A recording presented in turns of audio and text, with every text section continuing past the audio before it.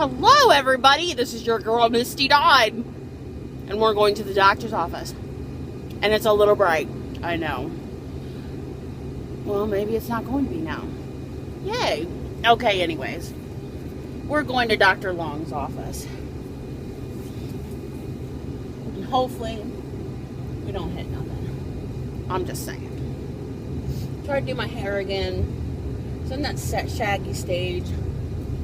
At least I did good makeup, I think. Is this on like heat? I need temperature up. I'm freezing. It's like 90 below zero out here.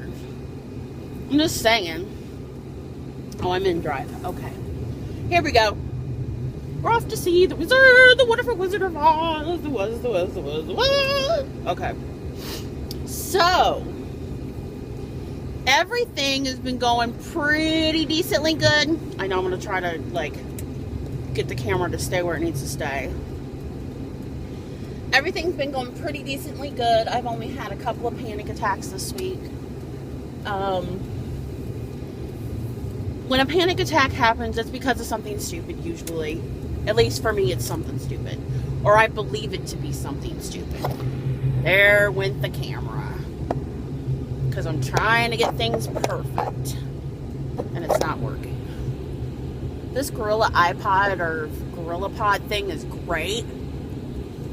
But. And now you can only see me partly. Isn't that a lovely mess? And I'm driving in the middle of the road. Okay. Here we go. We'll get it going up here in at the light. So we're under a level 1 emergency. And to be honest, I don't know which way I should go. He's on 4th Street, so maybe I should go down towards the Ontario way and take a left. That might be the best. I'm just saying. Oh, good. Maybe I fixed it. Just saying. Anyway, so I went and I got a new psychiatrist at the center, and she's really good. I think she's nice. I think she's hella nice. So, I'm happy. I'm very, very happy. And there was the Lexington Queers. The police. I hope they didn't notice that I had that on there. Videotaping. And no, because he's not like doing the woo-woos and turning around really like rapidly and all that happy horse crap. So, good. Anyways.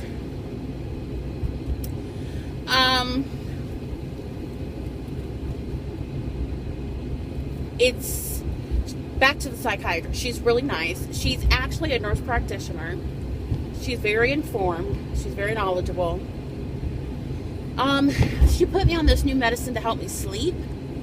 Because I have trouble sleeping. Like, I get really tired. And then when I go to bed, my mind just races. Like, I'm thinking of a million things at once. And it's awful. It's absolutely awful. I can't deal with it, actually. So then I have to, like, do all this crap to try to go to sleep. So she gave me this new medicine, and it's good.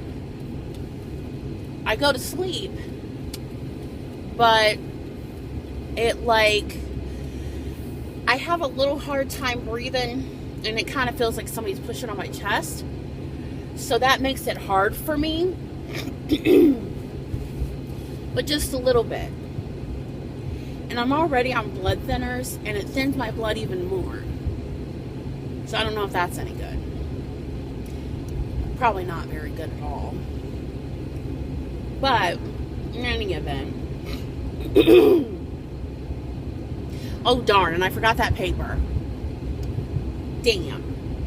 I'm supposed to take a paper where she gets all of this stuff. You know, the metabolic and all of this stuff from Dr. Long. So, that'll be good.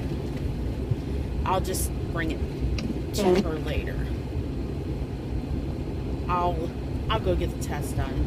I'll just go to Med Central and go get the test done. I'll fast forward and go get it done. It's not a big deal. So she thinks that I may be bipolar, but she's not sure because she thinks that a lot of my issues are due to the traumas that I've had in the past in my life.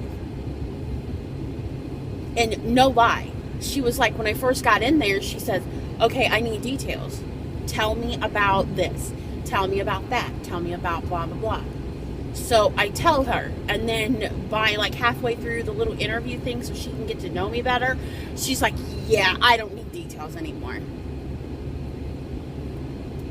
Was my life that fucked up that even the nurse practitioner, for psychiatric, mind you, who's supposed to be able to deal with crazy people and be able to deal with like people who've been through hell and back, not be able to deal with stories that are tragic? I mean, my counselor at Family Life Counseling, she's pretty good at masking it, but like my nurse practitioner, which Amber was there, she's like, you know, and she's like, wow. She's seen the look of amazement on this woman's face. She's like, it was almost like, and you're still living? How did you live through that?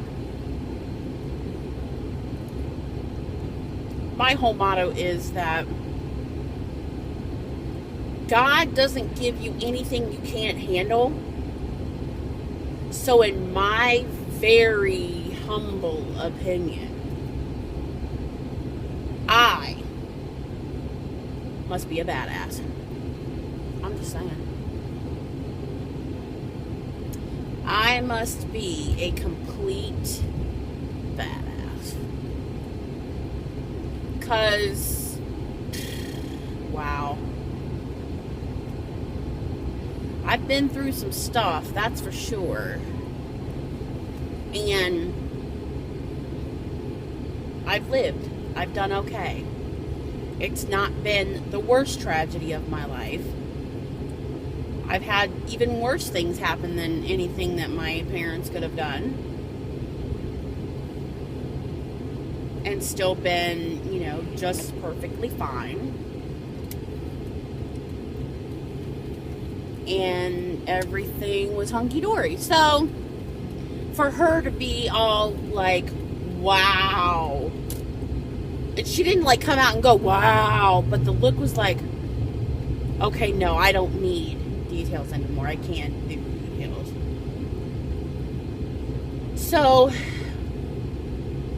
but at least she gave me something to sleep. And I almost don't want to call her because I do get to go to sleep. My mind doesn't race. My mind only says, go the hell to bed. Stop trying to do all these amazing things and go the hell to bed. Just sleep. But I'm having the side effects and I'm upset at Seroquel. And the Seroquel's okay. And I did want it to work because at 150 milligrams is how much I'm supposed to be taking. And you level up to that. Kind of like you're in a game. You level up. So I was hoping to level up to that so that I could see how it works in a couple of weeks. If it works really good or, you know, if it doesn't. But, and I think maybe if I wasn't on the blood thinners, it might be even better and it might be okay. It might not be that bad. But I think because I am on the blood thinners, it makes it bad. And that's why I'm bleeding excessively. Because I'm on birth control and I shouldn't be bleeding like this. And so, there you go. That's kind of the side effect. So, I'm just like, well, it's part of life and there's nothing you can do about it. But on a good note, I'm very happy that I'm getting the help that I need. I'm finally getting settled in and getting this help that I need. And Robert had said the other day that he doesn't really think I'm crazy. I act crazy sometimes. But he doesn't think that I'm crazy and that all this mood stuff is like me being crazy or bipolar or anything. It's just I'm on the wrong medication. Could be. And my past life traumas, it's just, that's what it is. And I've been struggling with something because, like, my mama, I loved her. I still I don't know, I can't say I still do. That's what I'm struggling with. How do you not love your mama? How does that happen? How do you not love your mother? How do you not love your mama and daddy? How do you wake up one morning and say, nope, I have no love for them? I mean, that's crazy, right? That's some crazy talk. Because, I mean, it's like I took their pictures down. I took my granny's picture down, my grandma Flegel. And my grandma Flegel never beat me up, but she kind of did with her words just because she used to, you know, always be on me about being fat. She didn't want me to be fat. She wanted me to be thin like her and be like silver screen movie star, thin, beautiful, look like that. Which I don't blame her because she was beautiful. She stopped traffic, literally. I've heard stories, literally. My grandma Flegel stopped traffic with her beauty. Now that's a freaking beautiful woman. To stop traffic, that's a beautiful woman. You ain't telling me nothing. But then for me to not look like her in the least bit, and I expect that because she's my great, is it great aunt? Yeah. I think. Maybe. Yeah, I think it's I think she's technically my great aunt on my mother's side. So I'm not going to look like her. Now, that being said, I kind of do look like my great aunt Liz, which is kind of cool because she had chubby cheeks like me, and she was always fun loving and caring and just, you know, life of the party, whatever. And that's really cool. And everybody says I look just like my mama, which I get that. I understand. But, I was just like, I can't be Pauline Flegel. I'm not Linda Goodwin. I'm not Mary Astor, Betty Davis. I'm not any one of those people. I'm Misty Dawn. And this is the body that I have. And yes, I've tried to transform it. Because I started thinking about that when Brian was on me to be like really skinny, like Angelina Jolie and all of that. I hate to burst everybody's bubble, but no one in my family looks like Angelina Jolie. Nobody. At all. And I mean, I wish I did. Then I wouldn't have to go through all this like ridicule from like all my life from everyone that I know. It was always like, you're fat, you're ugly because you're fat, you need to lose weight, you need to do this, you need to do that.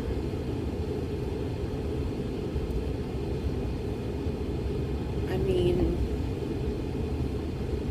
to me, that's the craziest thing you can ever do to a person.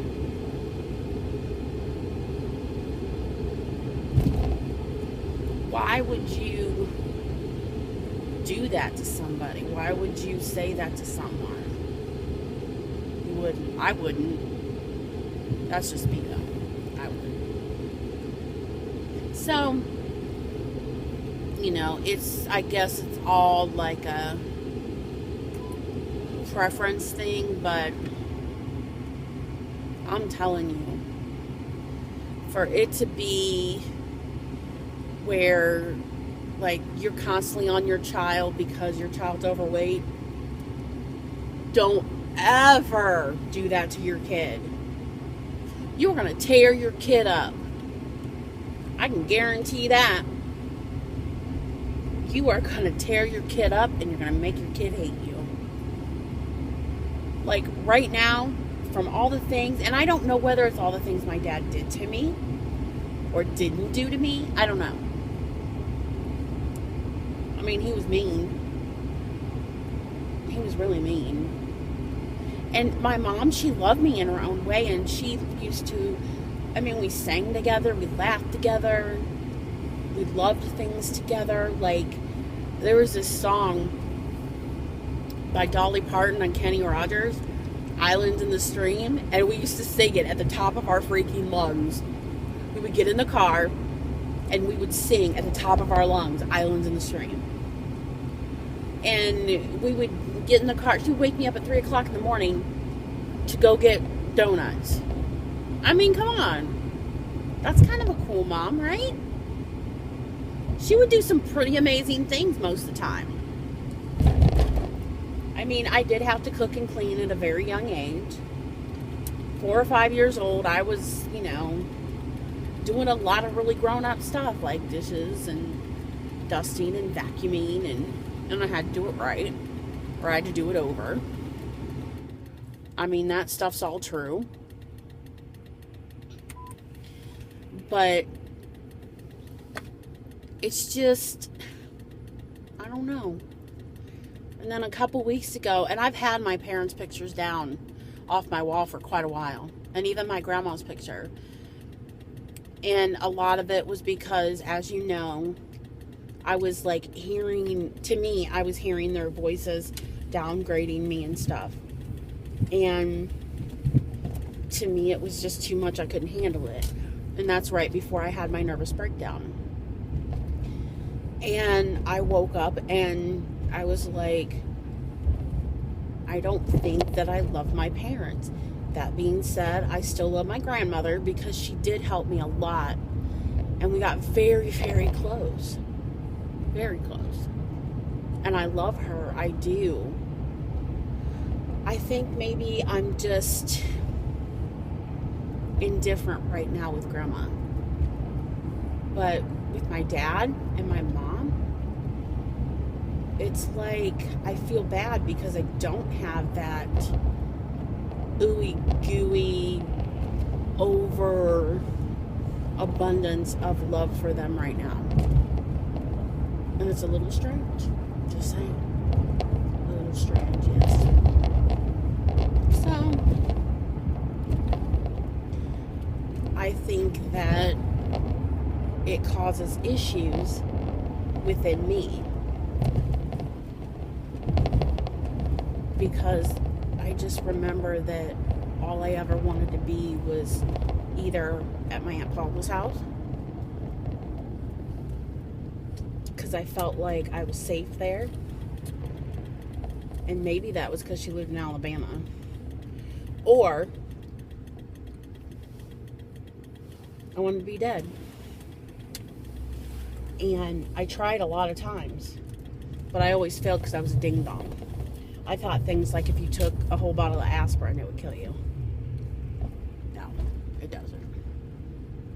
You just get really, really cold and you puke a lot. So, there you go, you have that. And then, yeah, Tylenol PM, you sleep a lot. You don't end up dying. It doesn't slow your breathing. It doesn't do any of that. So, yeah. It's like, yeah, about that. So, and I never told anybody that I tried like a billion times to kill myself because I felt too embarrassed, for one, to let anybody know that I tried so many times. That, and I was afraid of getting beat up by my dad. So now we're here at the doctor's office, and I have to bid you adieu for a moment, because I have to go in there and see how much I weigh and talk to him and see what I can't get done, and tell him that I'm letting the headache doctor deal with my headaches, like the Topamax and all of that, because he's putting me on amitriptyline. So there you go.